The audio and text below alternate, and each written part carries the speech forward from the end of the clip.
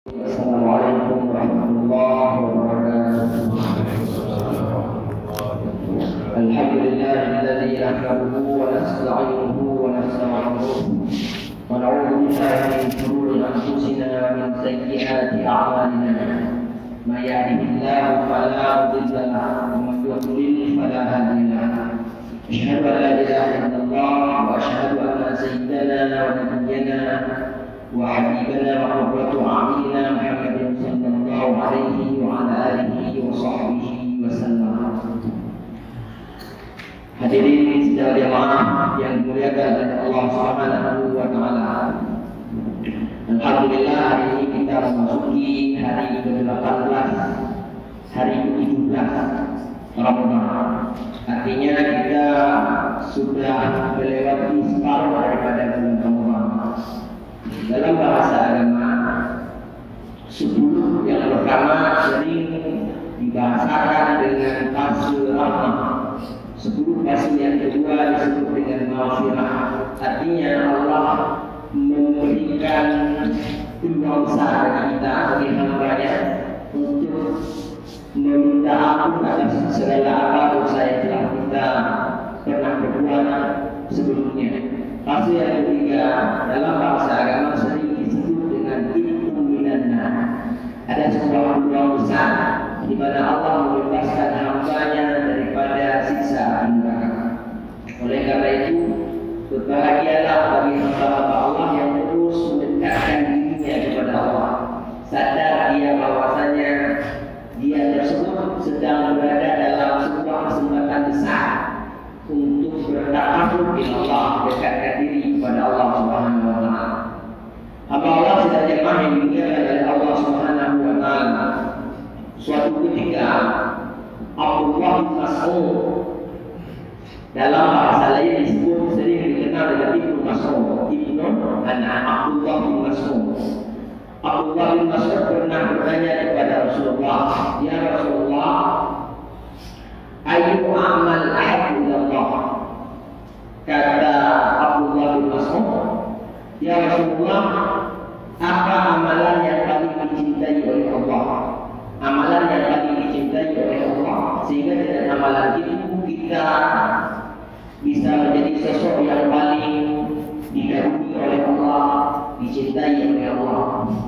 Kata Rasul, ada 3 amalan yang apabila seseorang melakukan ketiga amalan itu, maka seseorang tersebut tergolong ke dalam hamba yang dicintai oleh Allah Subhanahu wa taala.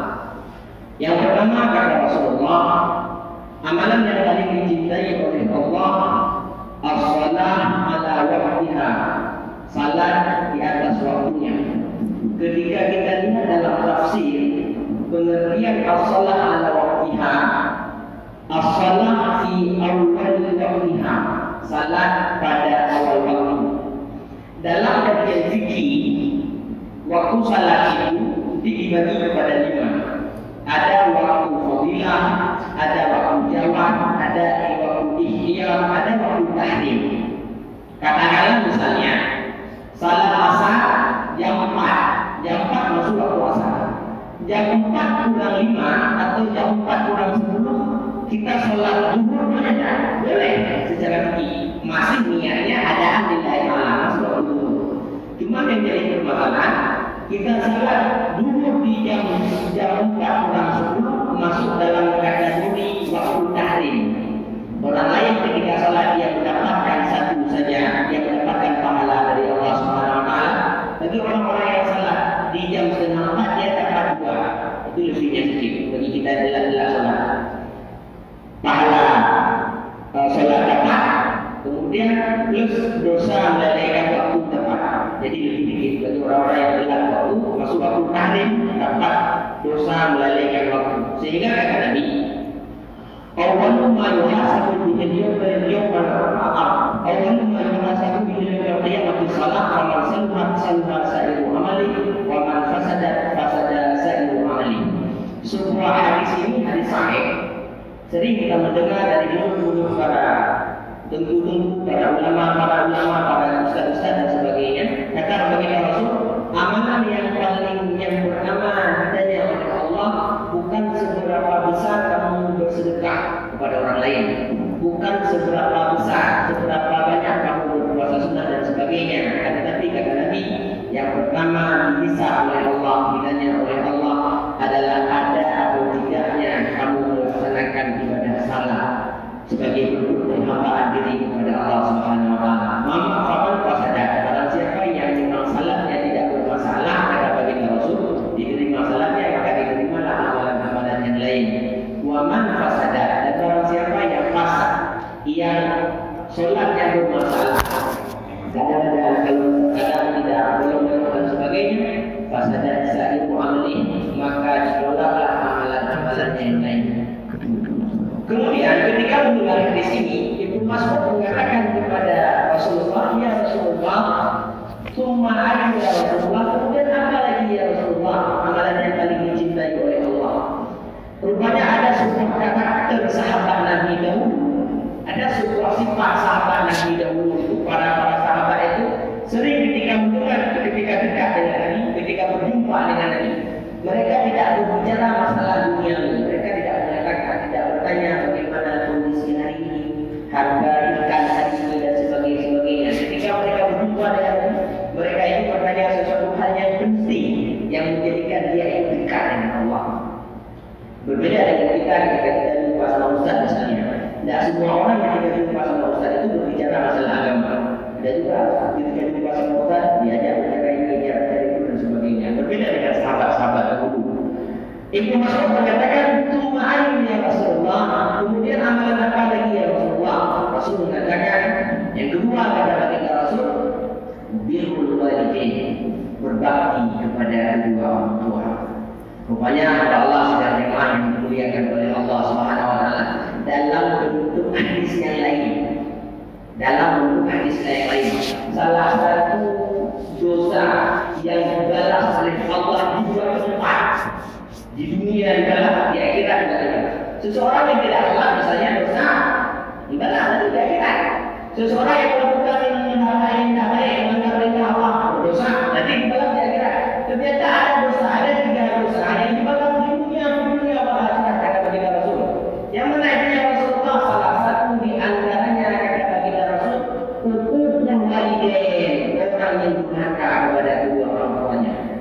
Makanya Allah dan jemaah yang dimuliakan oleh Allah Subhanahu wa taala, orang-orang yang berbakti kepada kedua orang tua kata baginda Rasul sama seperti orang yang menanam satu benih tumbuhan. Apa yang dia tanam dia akan petik. Dulu ada seorang orang tua dalam kitab Tarikh, orang tua ini pergi sama anaknya ini, pergi dengan sebuah kabilah besar, pergi kadang-kadang dari kita kalau misalnya pergi dari Banda Aceh ini pergi Gulabu bawa barang dagangan dari Yaman pergi bukan. Ketika sampai di pertengahan jalan, si bapaknya sakit perut. Kemudian si bapaknya mengatakan kepada anaknya, "Nah, ada ayah sakit perut ini. Tolong bawa ayah ke daerah yang jauh dikit, karena di sana dulu tidak ada WC seperti kita. Diajak pergi ke tempat yang agak jauh dikit dari kerumunan orang." Ya, si anak ini bawa ayahnya di bapak dibawa ke sana. Kemudian ketika sampai di sana, si bapaknya mengatakan, "Nah, tidak apa-apa, ayah di sini aja, ayah keluar aja dulu. Kamu pergi aja dulu sama kabilah yang lain. Insyaallah ayah suruh." Singkat cerita, sedang jemaah yang dimuliakan oleh Allah Subhanahu wa taala, si anak ini ketika balik ke kabilahnya dah siap, dah pergilah dikit-dikit. Si anak berpikir nanti apa ada ayahnya tadi mengatakan nanti musuh, pasti nanti ayahnya musuh dikit-dikit. Ketika perjalanan hampir 10-12 menit, si anak ini berpikir ada ayahnya tadi di sana lagi buang hajat dengan kondisinya sudah tua, sakit. Ini kayaknya kalau misalnya saya pergi terus, nanti takutnya ayah saya nyesat. Sehingga si anaknya balik lagi ke tempat si ayahnya itu tadi ditinggalkan. Kemudian ketika sampai di situ, si ayah mengatakan, "Kenapa kamu balik?" Si anak ini mengatakan, "Itu kabilahnya kita pergi tadi, yang jauh di sana. Saya takut nanti saya tinggal ayah ini, nanti ayah akan sambung ini sehingga nanti nyesat. Ya udah, ayo kita balik sama-sama. Kita pergi sama-sama. Balik, pergilah si anak ini sama si ayah.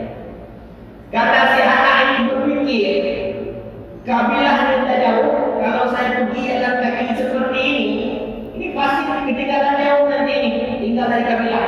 Sehingga saya anak ini mengatakan, ya ini aja, biar saya gendong aja, biar saya bapak, saya gendong ini, saya lihat ini dikit, nanti pak kerja sama kabilah. Sudah tak apa-apa, karena ada yang sudah usia sedia, sudah usia tua, masih sakit di bapak, di botol, kemudian dibawa lagi. Ketika saya anak ini bawa lagi, si bapak ini nangis, saya ini nangis. Ketika nangis, si anak ini mengatakan, dia berhenti, ya Abi, wahai ayahku, katanya. Kenapa ayah nangis?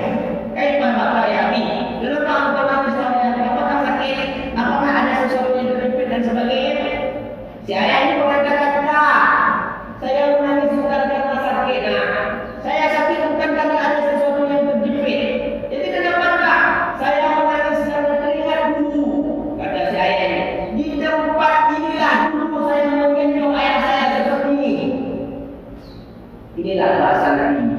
Barang siapa yang melakukan sesuatu yang baik kepada orang tuanya, pasti Allah akan merasakan kebaikan itu dibalas oleh anaknya ketika dia usia senja nanti.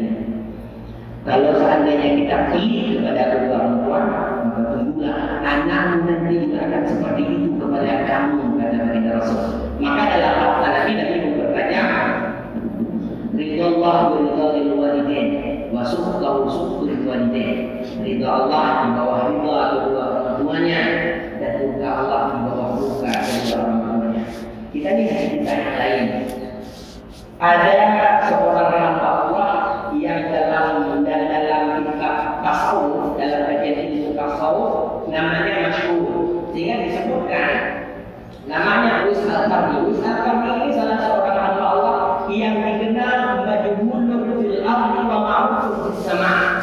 Seorang hamba Allah yang tak dikenal namanya di bumi, akan tetapi ma'ruf, namanya viral di alam semesta. Ada apa dengan rupanya?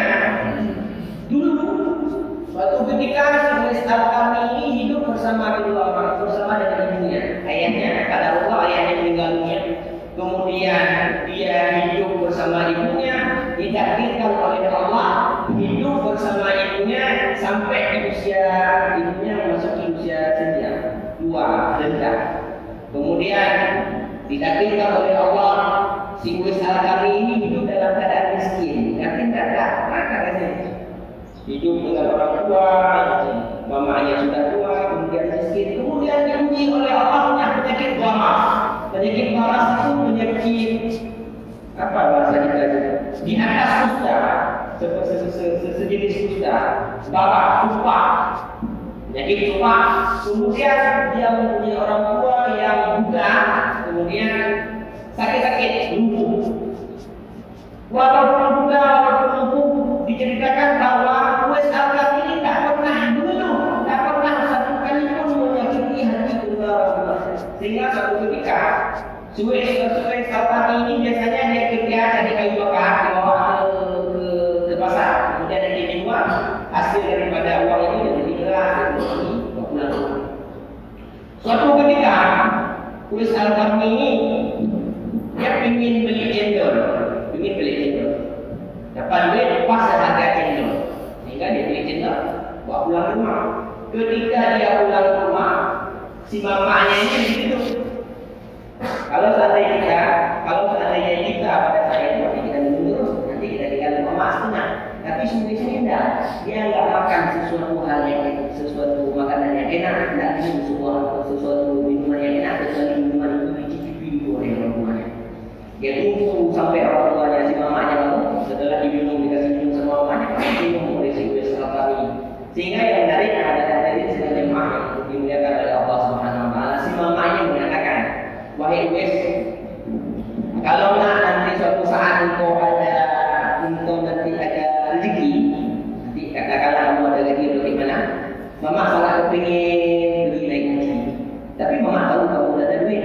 Nanti mudah-mudahan Allah memberikan kamu rezeki lebih. Nanti kalau kamu ada rezeki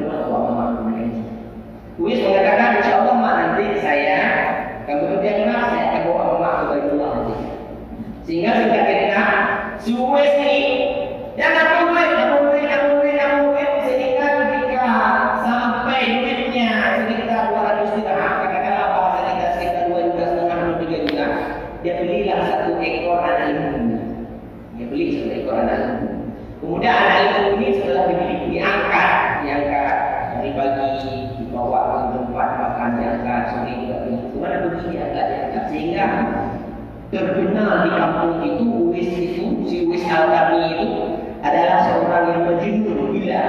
Masa tiap hari kerja angkat lembu, angkat lembu.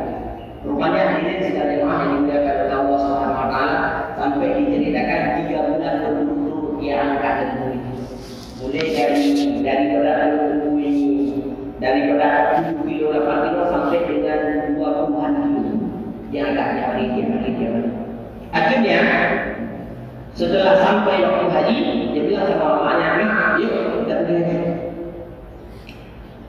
Jauh sebulan sebelumnya, Uwais ini mendengar kabar tentang Rasulullah SAW. Dia mendengar berita bahwasanya di sana ada seorang hamba Allah, seorang Rasulullah, utusan Allah yang namanya Muhammad SAW. Ketika mendengar berita tentang Nabi, Uwais ini masuk Islam. Kemudian dia sangat kepingin berjumpa dengan Nabi. Dia tidak pernah jumpa sama Nabi, sehingga dia bilang sama mamanya, saya kepingin jumpa sama Nabi. Tapi saya tak mungkin pergi ke Madinah sana, karena saya tahu mama di sini nanti tidak ada yang jaga, tidak ada yang rawat. Bagaimana ceritanya ini? Mamanya mengatakan, ya udah tidak apa-apa, pergi aja ke sana. Nanti jumpa nanti, setelah jumpa sama Nabi balik ke sini. Hamba Allah sedang dimana dimuliakan oleh Allah Subhanahu Wa Taala, pergi suri sini ke Madinah sana. Ketika pergi ke sana, rupanya dikatakan bahwa ketika sampai di sana Rasul tidak ada di tempat. Ada sebuah pendapat mengatakan Rasul lagi ikut peperangan, ada sebuah pendapat mengatakan Rasul tidak ada di situ, keluar dari Madinah. Sehingga ketika sampai di situ, Uwais mengatakan kepada Aisyah radhiyallahu anha, wahai Sayyidatina Aisyah radhiyallahu anha, tolong titipkan salam saya kepada baginda Rasulullah SAW. Tolong titipkan salam rindu saya kepada baginda Rasul. Saya tak bisa menghubungi beliau. Saya sangat cinta kepada Nabi, saya sangat ingin suami Nabi. Tapi saya ada orang tua di sana yang muda, ada orang tua saya di sana yang lumpuh, ada orang tua saya di sana yang sudah tua renta. Saya takut nanti beliau tidak bisa melakukan apa-apa kalau tidak ada saya. Saya berbalik di sana. Aisyah mengatakan, ya tidak apa-apa, balik aja nanti saya sampaikan salam kamu di sana. Ketika Rasul balik, Rasul mengatakan kepada Aisyah, ada tidak tadi orang pergi, ada tidak seseorang tadi yang datang dari Yaman sana, dari Paran Yaman sana itu, yang dia itu penyakit parah, penyakit pusat, tubuhnya itu luka-luka, kemudian dia ada orang tuanya yang muda yang lumpuh di sana. Kata Aisyah, ada tadi Rasulullah, beliau kemarin berjumpa dengan engkau, akan tetapi beliau ada mamanya yang sakit di sana, dia balik lagi terus. Nabi mengatakan kepada Utsman, nanti kalian kalau berjumpa dengan Uwais Al-Qarni, datangi dia, minta ampun, minta dia berdoa supaya dia berdoa minta ampun kepada Allah Subhanahu Wa Taala. Apapun doa yang dipanjatkan oleh Uwais Al-Qarni, pada detik itu dia berdoa, detik itu dia dikabulkan oleh Allah Subhanahu Wa Taala. Makanya hamba Allah sedang jemaah yang dimuliakan oleh Allah Subhanahu Wa Taala, Uwais Al-Qarni ini tidak disebut dengan sahabat, karena definisi sahabat itu man ijtama'a Nabi, seseorang yang berjumpa dengan Nabi, hidup sezaman dengan Nabi, beriman dengan Nabi, pernah jumpa sama Nabi. Uwais Al-Qarni ini hidup sezaman dengan Nabi, beriman dengan Nabi, tapi tidak pernah berjumpa dengan Nabi. Makanya dalam kitab tasawuf ketika kita melihat Uwais Al-Qarni ini termasuk dalam golongan tabi'in, dan bahkan disebut dengan khairul tabi'in, sebagus-bagus tabi'in itu Uwais Al-Qarni.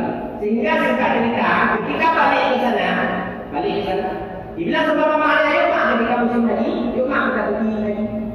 Kemana kita pergi? Kan tak ada duit. Tak apa-apa mak, saya sudah berlatih selama 3 bulan untuk saya angkat anak sapi itu. Mulai dari 2 kilo, 8 kilo sampai dengan 80 kilo. Hari ini saya akan membawa anak saya gendong ke Baitullah. Dari Yaman ke sana, ke Mekah 450 km.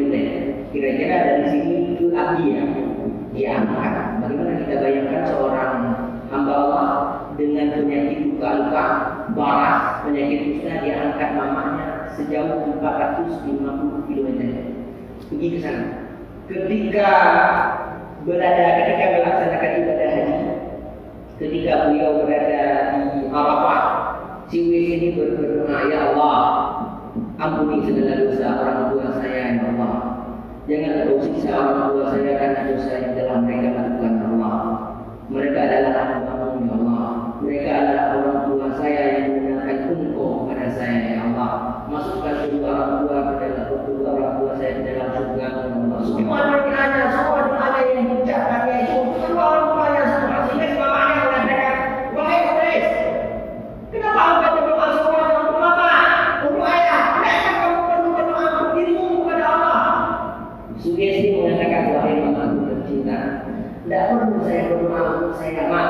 Yang penting Allah masukkan mama ke dalam surganya Allah. Ridha mama untuk saya sudah cukup bagi saya untuk memasukkan saya ke dalam surganya Allah Subhanahu wa Ta'ala. Sehingga barakah doanya orang tuanya itu pada detik itu langsung disembuhkan segala penyakit warasnya, penyakit sumpahnya, cuma ditinggalkan satu sedikit di bawah ketiaknya seperti uang dinar untuk tanda kepada Umar dan Utsman. Hamba Allah sedang jemaah yang dimuliakan oleh Allah Subhanahu wa Ta'ala. Setelah mamanya meninggal, Zuhair pergi lagi dengan rombongan lain, pergi ke Mekah, pergi melaksanakan ibadah. Setelah itu, setiap ada musim haji, selalu Umar berdiri di pintu gerbang. Umar bertanya kepada kabilah-kabilah yang datang, hal antum Uwais al-Qarni, ada tidak di antara kalian yang namanya Uwais al-Qarni? Mereka mengatakan, kami tidak kenal siapa itu Uwais, siapa itu Uwais. Ada seorang kabilah mengatakan, ada seseorang hamba Allah, tadi di sana kami suruh jaga unta di sana, dia jaga di sana sebagai pelayan kami. Coba panggil dia. Ketika dipanggil, Umar membuka bajunya. Ketika dibuka baju dilihat ada bekas penyakit marah di bawah ketiaknya. Umar mengatakan, apakah kamu bernama Uwais? Betul. Dari kala? Betul. Dulu kamu penyakit marah? Betul. Dulu kamu punya mama yang mahu tua dan punya muda sebagainya? Betul. Kata Umar bin Khattab kepada Uwais al-Qarni, wahai Uwais, engkau yang dijanjikan oleh Rasulullah, yang dari mulutnya saya dengar kata Umar, engkau dikenal dengan seseorang hamba Allah yang menghuni sesuatu yang makhluk bersama. Tolong doakan kami supaya Allah ampuni segala dosa saya, wahai Uwais. Uwais mengatakan, hai Umar, bukankah engkau sahabat Rasul? Kalian selalu berjumpa dengan Rasul seperti ini. Kenapa engkau minta doa kepada saya? Umar mengatakan, wahai Uwais, Rasulullah SAW mengatakan kepada kami bahwa saya siapapun yang engkau minta ampun kepada Allah, maka detik itu engkau minta dan dia diampuni dosanya oleh Allah Subhanahu wa Ta'ala. Hamba Allah yang jemaah yang dimuliakan oleh Allah Subhanahu wa Ta'ala, tidak ada kebahagiaan bagi seseorang hamba Allah akan tidak ada kebahagiaan bagi seseorang hamba Allah yang mengakar kepada kedua orang tuanya. Sehingga salah satu doa Jibril yang diaminkan oleh Nabi, celakalah seorang hamba Allah yang dia dikasih kesempatan hidup dengan orang tuanya, sampai orang tuanya itu berada di usia senja bersama dengan dia, tetapi dia tidak bisa menjadikan kedua orang tuanya itu sebagai tiket untuk masuk surga Allah Subhanahu wa Ta'ala. Oleh karena itu hadirin sedang jemaah yang dimuliakan oleh Allah Subhanahu wa Ta'ala, tidak ada maksud membumi melalui momentum Ramadan kita kali ini. Bagi kita yang masih ada orang tua, ada kesempatan, ada kunci surga sama mereka. Berbakti kepada mereka, kasih makanan yang enak-enak kepada mereka, berikan baju yang bagus-bagus untuk mereka. Apapun yang bisa berikan kepada mereka, Allah akan balas, bukan saja di akhirat ada balasan, tapi juga di dunia nantinya ketika kita usia senja nantinya. Hamba Allah, sidang jemaah yang dimuliakan oleh Allah Subhanahu wa Ta'ala, yang waktu yang terakhir kata baginda Rasul, amalan yang paling dicintai oleh Allah, jihad fi sabilillah, jihad di jalan Allah. Jihad bukan saja berperang, jihad bukan saja maju di medan tempur, akan tetapi jihad juga menjaga diri dari hal-hal yang telah diharamkan oleh Allah dan Rasulnya. Mudah-mudahan kita semua menjadi hamba Allah minimal melaksanakan 3 hal tadi, melaksanakan salat pada awal waktu, apapun resiko, apapun dalam kondisi bagaimanapun. Yang kedua, berbakti kepada kedua orang tua. Yang ketiga, orang-orang yang bermujahadah sungguh-sungguh melaksanakan segala perintah Allah dan Rasul. Amin amin ya rabbal alamin. Selanjutnya mari kita berdoa kepada Allah supaya Allah ampunkan segala dosa kita, ampunkan segala dosa kedua orang tua kita, sehingga Allah masukkan kita semua ke dalam surga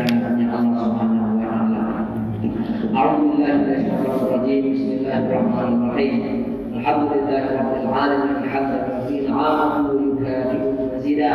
Rabbana lakal hamdu wa lakal syukru kama yanbaghi li jalali wajhika al-karim wa 'azimi sultanik. Allahumma shalli 'ala sayyidina Muhammadin wa 'ala alihi wa sahbihi ajma'in. Allahumma inna nas'aluka al-ridha wal jannata wa na'udzu bika min sakhatika wan nar. Allahumma innaka 'afuwwun karim, halimun tuhibbul 'afwa fa'fu 'anna ya karim. وعن والدنا وعن جميع المسلمين والمسلمات المؤمنين والمؤمنات الأحياء منهم والأموات ويا قاضي الحاجات برحمتك يا أرحم الراحمين. اللهم اجعل جمعنا في هذا اليوم جمعا مرحوما وتفرقنا من بعده تفرقا معصوما. اللهم اغفر لنا يا الله ذنوبنا وذنوب آبائنا وأمهاتنا وارحمهما كما ربونا صغارا يا رب العالمين. اللهم اغفر لنا يا رحمن ذنوبنا وذنوب آبائنا وأمهاتنا وارحمهما كما ربونا صغارا يا رب العالمين. اللهم اغفر لنا يا رحيم ذنوبنا وذنوب آبائنا وأمهاتنا وارحمهما كما ربونا صغارا يا رب العالمين.